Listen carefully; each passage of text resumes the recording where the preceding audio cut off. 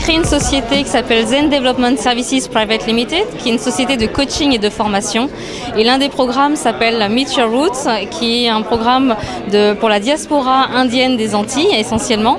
Et donc l'idée, c'est de les faire revenir aux sources dans le cadre d'un voyage de commémoration et de reconnexion avec les origines. Souvent, cette clientèle a besoin, d'une part, il y a les recherches généalogiques. Il faut savoir que nos ancêtres sont arrivés il y a plus de 150 ans à peu près aux Antilles, qu'il y a très peu d'archives disponibles, donc faire des recherches, c'est pas simple.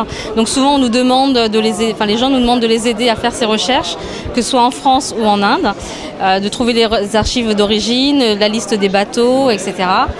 Il y a les voyages de retour aux sources proprement dit, donc on propose un voyage au mois d'octobre pour leur permettre d'aller dans les villes d'où sont partis leurs ancêtres, ou en tout cas les régions, donc d'aller à Karikal, Pondichéry, Calcutta et de visiter les endroits d'où sont parties les personnes, d'aller dans les villages et de rencontrer les gens tout simplement.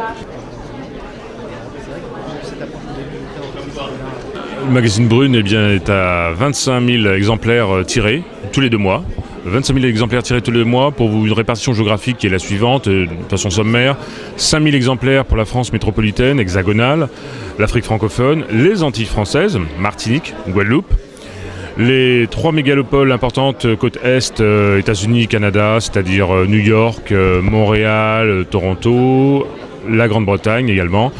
C'est un magazine, en fin de compte, c'est ça notre objectif, pour les femmes noires et métisses, françaises et francophones, toutes celles qui bougent et font bouger leur monde. Elles ont le matin une seule envie, bien réussir leur journée.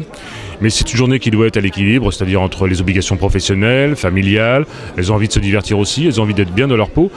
Elles ne sont pas forcément de la toute première jeunesse, ça c'est certain. Elles sont plutôt entre 35 et 50 ans. Pourquoi ? Parce qu'elles ont le pouvoir d'achat qui correspond au magazine, il faut acheter le numéro, et puis parce qu'elles sont entreprenantes, parce que voilà, elles considèrent qu'elles se réalisent, alors elles ont envie d'être bien, faire des choses et faire de la joie et du bonheur autour d'elles. J'ai créé un réseau de femmes qui s'appelle Diversitel en 2008. Alors c'est un réseau de femmes entrepreneuses et de femmes aussi cadres en entreprise porteuses de projets. Voilà. Donc c'est un réseau de femmes qui ont créé généralement dans des petites structures. Alors on a beaucoup de consultantes, beaucoup de femmes qui ont créé dans les produits bio, qui sont souvent sur des projets un petit peu éthiques, et puis qui ont envie de se retrouver et de créer des ponts entre elles.